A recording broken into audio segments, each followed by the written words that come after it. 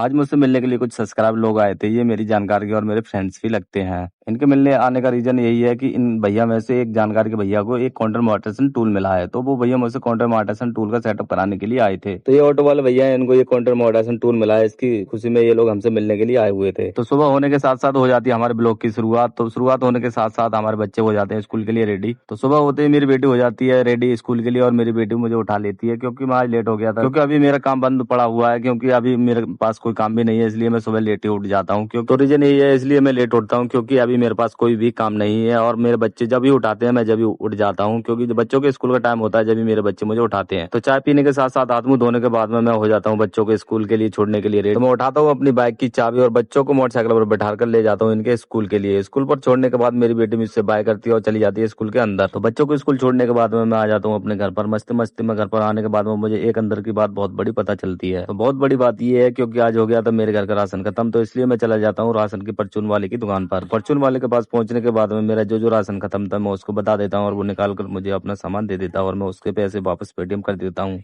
तो राशन लेने के साथ साथ हो जाता है बच्चों के स्कूल का टाइम, इसलिए अभी मेरे बच्चों के एग्जाम चल रहे हैं, इसलिए इनकी छुट्टी भी जल्दी हो जाती है। तो 15-20 मिनट में पहले पहुंच गया था, और थोड़ी देर इंतजार करने के बाद में आ जाती है मेरी बेटी, और बेटे के आने के बाद में मैं इनको बाइक पर बैठा कर आ जाता हूँ घर पर। घर पर आने के बाद मुझे फोन आता है और मेरे कुछ सब्सक्राइब लोग मिलने के लिए आ जाते हैं। तो ये एक बार फिर मुझसे मिलने के लिए आए थे, क्योंकि पहले भी मुझसे एक बार मिलकर गए थे, तब मैंने इनकी आईडी का कॉपीराइट हटाया था और इनकी आईडी का सारा स्टॉक मैंने हटा दिया था। इन लोगों की आईडी पे पहले स्टॉक लगा हुआ था, तो मैंने सारा स्टॉक हटाया था, और स्टॉक हटने के बाद में इनकी आईडी पर रिच आने लग जाती है। तो ये मुझे बताने लगते हैं कि हमारी आईडी में कोई कमी तो नहीं है। तो मैंने आईडी चेक करके बता दिया था कि कोई कमी नहीं है। तो दोस्तों ब्लॉग तो यही समाप्त होता है। अगर आपको मेरे ब्लॉग अच्छे लगते हैं तो प्लीज मुझे सपोर्ट कीजिए और मेरी वीडियो को ज्यादा से ज्यादा ग्रुप्स में शेयर कीजिए, जिससे मेरी रिच ज्यादा बढ़े। So thank you.